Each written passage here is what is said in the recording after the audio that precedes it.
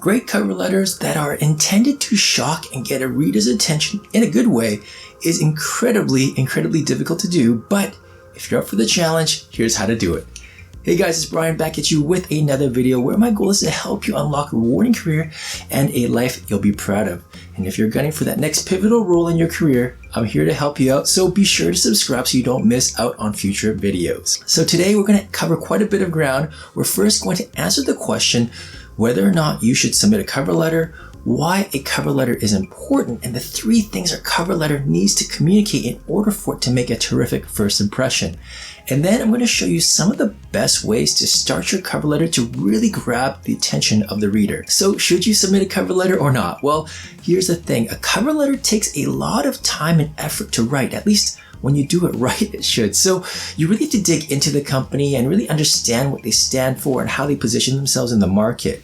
In other words, it's going to be pretty much impossible for you to put together great cover letters if your game plan is to apply to hundreds of jobs. There is the strong possibility that your cover letter isn't even going to be read at all. A lot of recruiters don't even bother reading them as it just slows them down, and many go in with the default approach that most cover letters aren't great. So when you kind of put all of these together, my general advice is to not submit a cover letter unless 1, the application requires it, or 2, you're going to submit one hell of a cover letter. And to that last point, your cover letter does matter. It matters because it needs to give the reader a better feel of you as a person.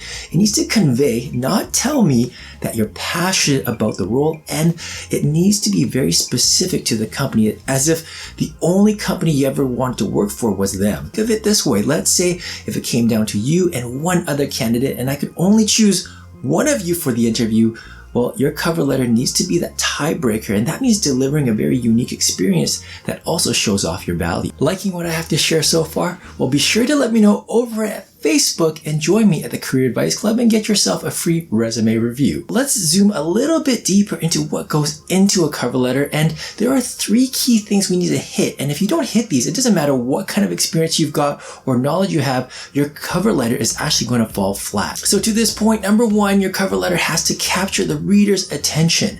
Number 2, you need to get the reader to actually like you. And number 3, you have to convince them that you can actually do the job. Now, for the vast majority of you, grabbing attention is incredibly challenging. That opening paragraph really needs to surprise the reader or intrigue the reader or just hit an emotional chord, all while sounding authentic and genuine. Here are some avenues that you can explore as an opener for your cover letter.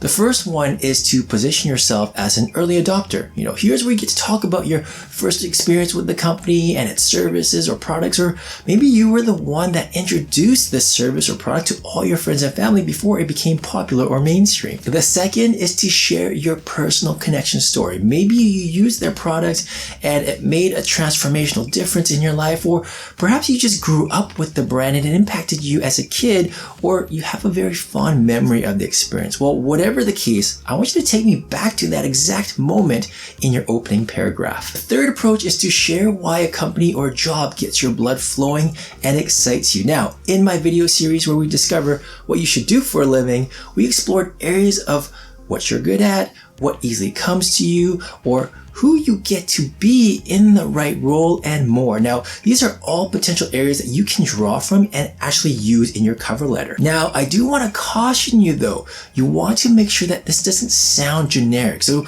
don't tell me you're passionate about the role, show me. The secret sauce to making your cover letter come to life is really to not be afraid to let that inner storyteller in you come out. Paint a vivid picture, hit an emotional string, and tie it all to a natural connection to the company. So guys, there you go. Hope you enjoyed this one. Until next time, cheers.